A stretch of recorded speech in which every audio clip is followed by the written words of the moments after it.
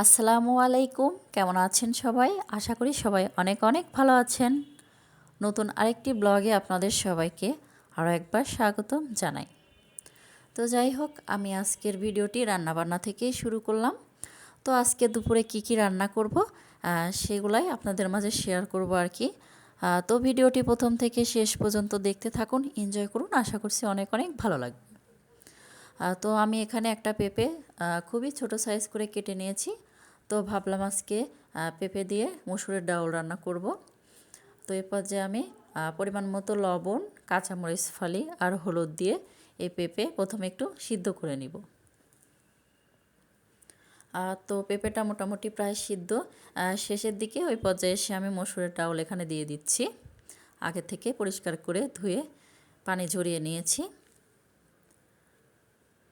তো এদিকে সিদ্ধ হতে থাক, পাশের চুলায় আমি পেঁয়াজ কুচি আর রসুন কুচি দিয়ে একটু ভেজে নিচ্ছি তেলের মধ্যে ফোড়নের জন্য। তো এখন একটু লাল লাল হয়ে গেছে, এ পর্যায়ে জিরা দিয়ে দিচ্ছি আস্ত। তো আস্ত জিরা দিলে হয় কি, খেতে একটু বেশিই ভালো লাগে।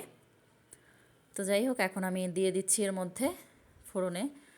তো পেঁপে দিয়ে মসুরের ডাল রান্না শেষ। তো লাস্ট পর্যায়ে একটু ধনিয়া কুচি অ্যাড করে নামিয়ে নেব আর কি।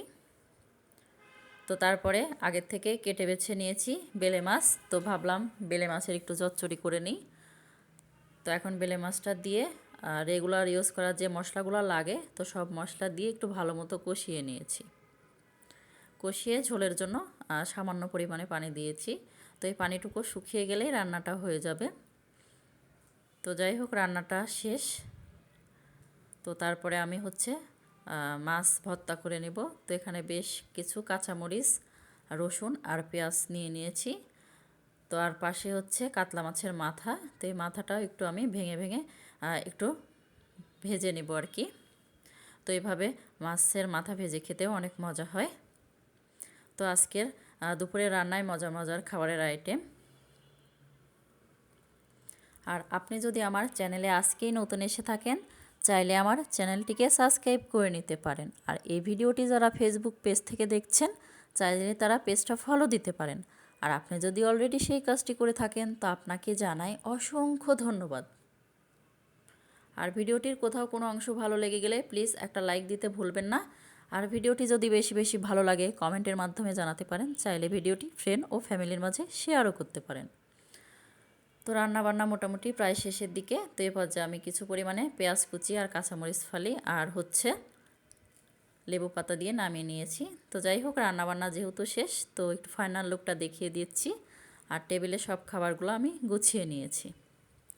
তো আজকে মসুরের ডাল দিয়ে পেঁপে তরকারি রান্না করেছি, সাথে কাঁচা টমেটো আলু দিয়ে ভাজি করে নিয়েছি।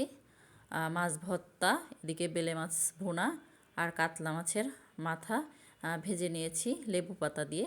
তো এভাবে রান্না করে খেলে অনেক মজা হয়। আর সাথে জলপার আচার নিয়েছি, যেহেতু ডাল আছে।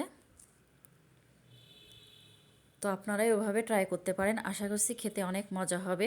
তো যাই হোক, নিহালের বাবা অফিস থেকে দুপুরে বাসায় লাঞ্চ করার জন্য চলে আসছে, তাকে খাবারগুলো দিয়ে দিলাম। তো সে খেয়ে নিচ্ছে। তো ভিডিওটি প্রথম থেকে শেষ পর্যন্ত দেখার জন্য সবাইকে ধন্যবাদ। আপনাদের সবার সুস্বাস্থ্য ও দীর্ঘায়ু কামনা করে আজকের ব্লগটি এখানেই শেষ করছি। আল্লাহ হাফেজ, আসসালামু আলাইকুম।